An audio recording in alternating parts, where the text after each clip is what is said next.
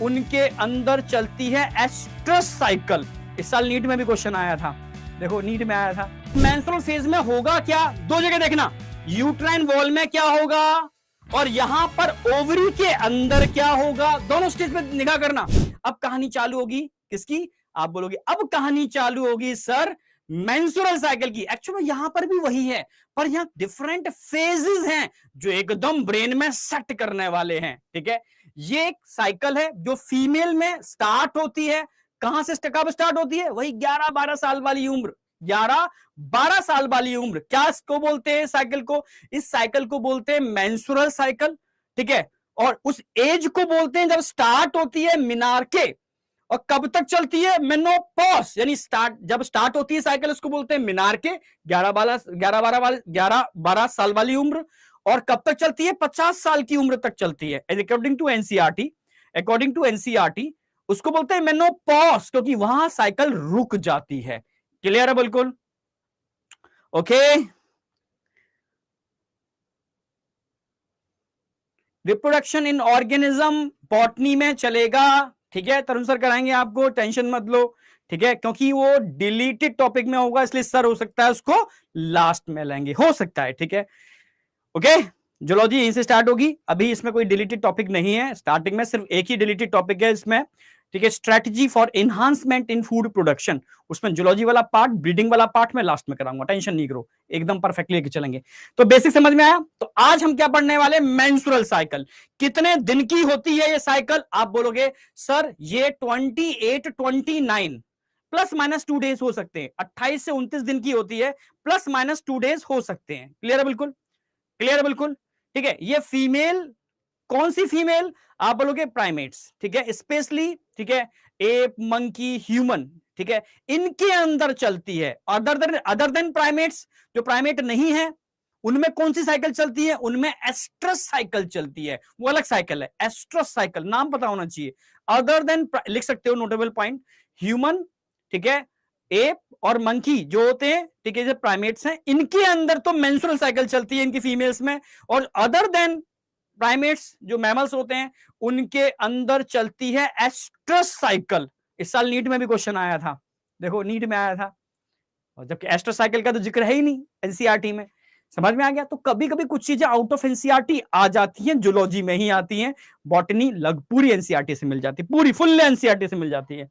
ठीक है, क्लियर है बिल्कुल। तो अदर देन जितने भी प्राइमेट्स होते हैं उनमें तो एस्ट्रस साइकिल चलेगी। अब यहां क्या पढ़ने वाले हैं, मेंस्ट्रुअल साइकिल पढ़ने वाले हैं। ठीक है, ठीक है, 29 डेज की होती है, उसमें कुछ फेज होते हैं, जैसे मेंस्ट्रुअल फेज होती है, उसमें ब्लीडिंग होती है।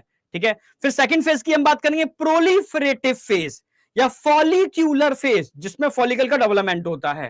ठीक है, प्रोलिफरेशन ऑफ एंडोमेट्रियम होता है, समझाऊंगा अभी मैं सारी बातें। ठीक है, समझना मेरी बात, एक एक चीज को मैं लेके चलूंगा स्टेप बाय स्टेप।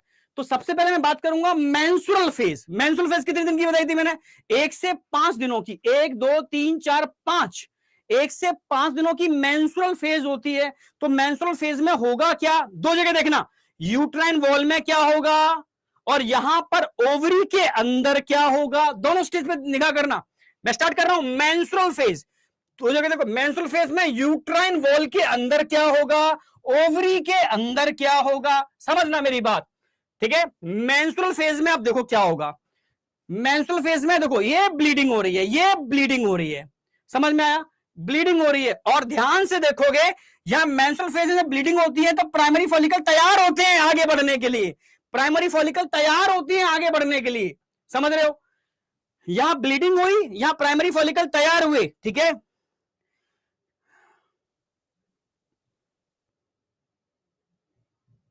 ठीक है, यहां तक समझ में आ गया। तो एक फेज समझ में आ गई, मेंस्ट्रुअल फेज। तो मेंस्ट्रुअल फेज में समझ में आ गया होगा क्या होता है। ठीक है, मैं दोबारा से रिपीट कर रहा हूं, मेंस्ट्रुअल फेज में ध्यान से देखो, मेंस्ट्रुअल फेज में क्या होगा, ये ब्लीडिंग हुई, ये ब्लीडिंग हुई, ये ब्लीडिंग हुई, ये ब्लीडिंग हुई, 1 से 5 दिनों तक ब्लीडिंग चल रही है, कंटिन्यू ब्लीडिंग चल रही है। ठीक है, 1 से 5 दिनों तक कंटिन्यू ब्लीडिंग चल रही है। फिर से देखो यहां क्या होगा, यहां ध्यान से देखो, ये प्राइमरी फॉलिकल निकला, ये तैयार हो गया, ये तैयार हो रहा है, ये तैयार हो गया। ये 1 से 5 दिनों में ये काम होता है, 1 से 5 दिनों में सिर्फ इतना ही काम होता है। अब आगे बढ़ते हैं, आगे बढ़ते हैं, अगली फेज कौन सी आएगी, जिसमें एंडोमेट्रियम दोबारा से बनेगी। समझना कितने दिन से, 6 से लेकर के 14वें दिन तक। ठीक है, इसको बोलते हैं प्रोलिफरेटिव फेज, फॉलिकुलर फेज बोल सकते हो, फॉलिकुलर फेज। तो फॉलिकुलर फेज ये स्टार्ट हो गई, ध्यान से देखोगे एंडोमेट्रियम बन रही है, ये एंडोमेट्रियम बन रही है, ध्यान से देखो बन रही है, बन गई, ठीक है। 12वें दिन तक तो बन चुकी है, तैयार है, 12वें दिन तक एंडोमेट्रियम तैयार है, क्योंकि 13 और 14वें दिन के अंदर ओव्यूलेशन होने की प्रोबेबिलिटी है। एंडोमेट्रियम तैयार है, समझ रहे हो ना मेरी बात, एंडोमेट्रियम तैयार है। अब ध्यान से इधर देखो, ओवरी में क्या हो रहा है, ओवरी में क्या हो रहा है, अच्छा ये तो पहले ये होगी मेंस्ट्रुअल फेज, अच्छा फिर इसे स्टार्ट, कोई नहीं, दो मेंस्ट्रुअल फेज हुई, मेंस्ट्रुअल फेज के बाद फॉलिकुलर फेज में ध्यान से देखो, ये बन चुका, अब ये आगे बढ़ेगा सेकेंडरी, टर्शरी, ग्राफियन, ये बन गया ग्राफियन फॉलिकल, तैयार है ग्राफियन फॉलिकल, ओवल्यूशन के लिए तैयार है, एग को बाहर निकालने के लिए तैयार है, कौन कौन तैयार है, ग्राफियन फॉलिकल, ठीक है। तो इतने दिनों के अंदर ग्राफियन फॉलिकल तैयार हो जाता है ओवा को बाहर रिलीज करने के लिए। अब समय आ गया, समय आ गया ओव्यूलेशन का। अब ध्यान से देखना, ओव्यूलेशन में क्या होगा, ओव्यूलेशन में यहां कुछ भी नहीं होगा, ओव्यूलेशन में यहां फोकस करो, यहां कुछ भी नहीं होता है, सिर्फ यहां फोकस करना है। 13-14 दिन में 14वें दिन 13वें दिन एस्ट्रोजन का लेवल बढ़ता है, समझाऊंगा अभी। 14वें दिन ओव्यूलेशन होगा और सेकेंडरी उस साइड फैलोपियन ट्यूब में जाएगा, सेकेंडरी साइड निकल के फैलोपियन ट्यूब में जाएगा। अब देखो ओव्यूलेशन, ध्यान से देखोगे यहां क्या हो रहा है ओव्यूलेशन में, ये हुआ हुआ हुआ और ये फटा, ये निकला, ये गया, ये निकला, ये निकला, ये निकला, गया ना, ये सेल्स निकल के ये जा रहा है कहां पर, आप बोलोगे फैलोपियन ट्यूब के अंदर। 14वें दिन ओव्यूलेशन हो गया ना। अब क्या होगा, अब ल्यूटियल फेज होगी। ल्यूटियल फेज में एक तो मैंने बताया था एंडोमेट्रियम दोबारा से थिक होगी और एंडोमेट्रियम को मेंटेन किया जाएगा प्रोजेस्टेरोन की हेल्प से और सिक्रेटरी बनाया जाएगा। तो आगे की फेज देखो जो 15वें दिन से स्टार्ट होगी और चली चली चली एंडोमेट्रियम और थिक हो रही है और थिक हो रही है और थिक हो रही है और थिक हो रही है, थिक हो चुकी, समझ रहे हो। और साथ साथ में क्या होता है, यहां पर कॉर्पस ल्यूटियम बन जाता है। अच्छा गायब हो गया, कोई नहीं कोई नहीं, इसको दोबारा से एक बार रिपीट कर देता हूं मैं, समझना। मेंस्ट्रुअल फेज हो गई 1 से 5 दिन की और 6वें दिन से, ठीक है, फॉलिकुलर फेज चालू हो गई आपकी, फॉलिकुलर फेज ये गया गया गया, ये तैयार हो गया और फॉलिकुलर फेज के बाद ओव्यूलेशन स्टार्ट होगा। ओव्यूलेशन ये निकला एग, तैयार है ओव्यूलेशन के लिए, ठीक है, ये ओव्यूलेशन करा दो, ये गया, देखो ये निकल के इसमें जाएगा, ये फिंगर, ये गया अंदर और अंदर जाते ही कॉर्पस ल्यूटियम बनेगा, कॉर्पस एल्विकेंस बनके डिजेनरेट कर जाएगा, कॉर्पस ल्यूटियम बना, कॉर्पस एल्विकेंस बनके डिजेनरेट कर जाएगा। 28 दिन की साइकिल पूरी हो गई, समझ में आई या नहीं आई, 28 डेज की साइकिल एकदम कंप्लीटली, समझ रहे हो, पूरी कंप्लीट हो चुकी है। यहां तक समझ में आया नहीं आया, बेसिक, अभी बेसिक कराया है मैंने, ठीक है। अब इसको मैं एक तरीके से और दिखाता हूं, एक तरीके से और रिप्रेजेंट करूंगा, समझना मेरी बात, इस बेसिक को एक तरीके से हम रिप्रेजेंट और करेंगे, ठीक है। इसको मैं एक तरीके से और दिखा रहा हूं, इन सारी फेज को, इसमें आपको हार्मोन के सारे स्टेज भी दिखेंगे, ठीक है, समझने की कोशिश करना। पहला दिन, ये दिन समझना, दिन दे रखे सारे, 28वें दिन तक की बात करूंगा, यहां पर भी देखोगे, और ये ऊपर वाला पार्ट तो मान लो ओवरी का है, ये यूट्राइन वॉल का है, समझना। ये पूरा स्ट्रक्चर दिखाने की कोशिश कर रहा हूं। पहले दिन क्या होगा, first day LH FSH estrogen progesterone, second दिन, दूसरे दिन क्या होगा, ये तैयार हो गया, तीसरे दिन, चौथे दिन, पांचवें दिन तक तो ब्लीडिंग हो रही है, 5वें दिन तक तो ब्लीडिंग हो रही है, first day to 5 day bleeding हो रही है, ठीक है, कुछ भी नहीं हो रहा है। इसको हम कौन सी फेज बोलते हैं, मेंस्ट्रुअल फेज बोलते हैं। Day 1 to day 5 menstrual phase है, ओनली ब्लीडिंग, समझना। अब क्या होगा, सेकंड फेज कौन सी आएगी मेंस्ट्रुअल के बाद, भाई यहां पर डेवलपमेंट ऑफ एंडोमेट्रियम होगा, समझ रहे हो, इसको बोलते हैं प्रोलिफरेटिव फेज, ठीक है, प्रोलिफरेटिव फेज, समझ गए ना मेरी बात। क्योंकि ओवरी में क्या हो रहा है, फॉलिकल का डेवलपमेंट, तो फॉलिकुलर फेज, ठीक है। अब देखो, अब जो फॉलिकल डेवलपमेंट चालू हो जाएगा, फॉलिकल का डेवलपमेंट चालू, सेकेंडरी फॉलिकल, ये सेकेंडरी फॉलिकल, ये कैविटी बन गई टर्शरी फॉलिकल, और टर्शरी फॉलिकल के बाद ये बन गया ग्राफिन फॉलिकल, ये तैयार हो गया, ये ग्राफिन फॉलिकल, यहां तक ग्राफिन फॉलिकल है, ये ग्राफिन फॉलिकल है। तो 13वां दिन में ग्राफिन फॉलिकल तैयार है ओव्यूलेशन के लिए, 13वें दिन ग्राफिन फॉलिकल तैयार है ओव्यूलेशन के लिए, 13वें दिन ग्राफिन फॉलिकल तैयार है ओव्यूलेशन के लिए। डे 13 टू 15 इनके बीच में क्या होने वाला है, समझना मेरी बात, ग्राफिन फॉलिकल तैयार है, समझना। यहां पर LH और FSH की पीक आएगी 14वें दिन, 14th डे की बात कर रहा हूं, LH और FSH की पीक आएगी।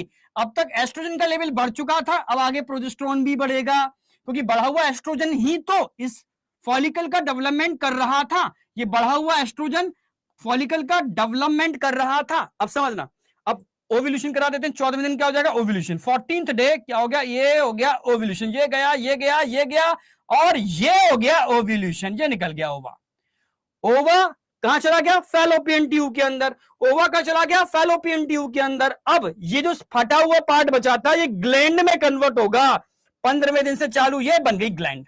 कौन सी ग्लैंड बन गई? Corpus luteum. 16th डे कौन सी ग्लैंड बन जाएगी? Corpus luteum. अब कॉर्पस ल्यूटियम और बड़ा होगा, ये बन गया बेस्ट कॉर्पस ल्यूटियम। कौन बना रहा है इस कॉर्पस ल्यूटियम को?